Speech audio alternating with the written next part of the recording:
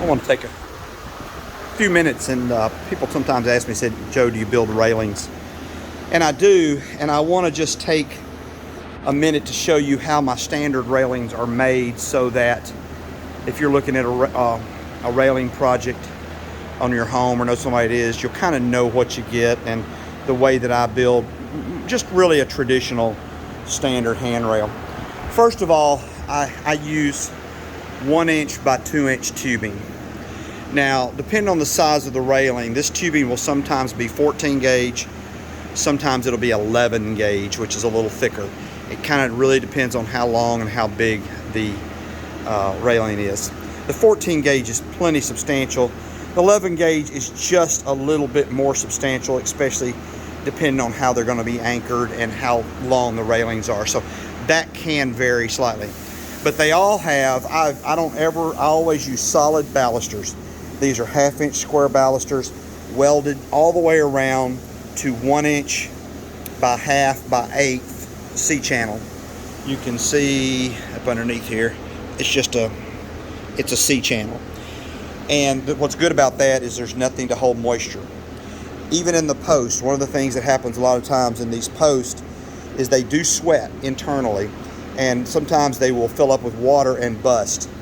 But you can't see it here, but underneath there is a hole in the bottom of my foot plate that allows any moisture that comes in. It's a hole this size right in the middle. Let's see if I can get down there and show you. There you go.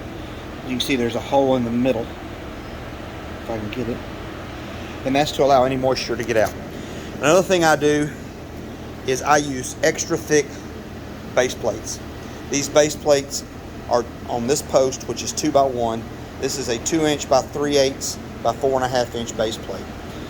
And I punch holes in there and use in most cases, I use a 3/8 inch wedge anchor in these. The good thing about that, if they ever did fail, like say the substrate, the brick or the concrete fail, you could always go up in size, but you can't go down in size. So I start with 3/8, and that has served me well.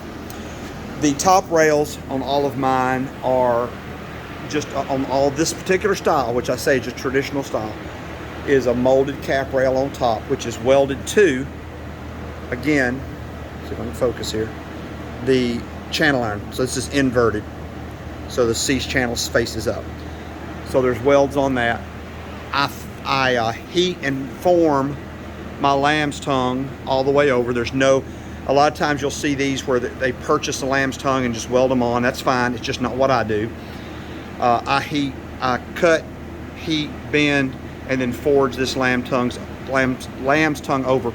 What it does, I don't use the balls on top, and the reason I don't is the balls on top they just interfere with your hand going up through here, and I like my railings to be really smooth.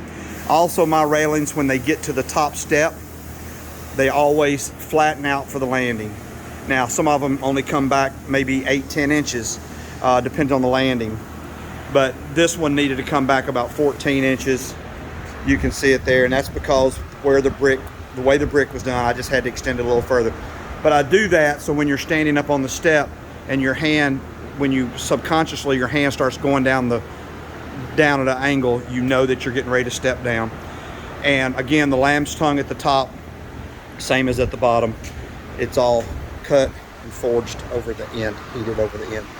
So this is the way, and my standard railing is generally ends up being about 34.5 to 35 inches of handle height at the nose of your steps. And that falls in all codes, building codes. And the spacings here are 4 inch on center, and that also meets standard residential building codes. But you can see that. Now this railing also, when I take my railings, people say, Joe, your railings sometimes seem to be a bit more expensive, and the reason being is I have my railings sandblasted and double powder coated. So they go through the powder coat oven twice. They go in here and blast all this scale, because you get a scale carbon buildup that comes naturally on this. Then you get a bit more when you heat it. And I have them sandblast all of that top rail. Sometimes the whole rail gets blasted. It really depends on the condition of the material when I get it. Sometimes these balusters are super clean and I can just wire wheel them and clean them. and they'll use a phosphate wash on them, and they're fine.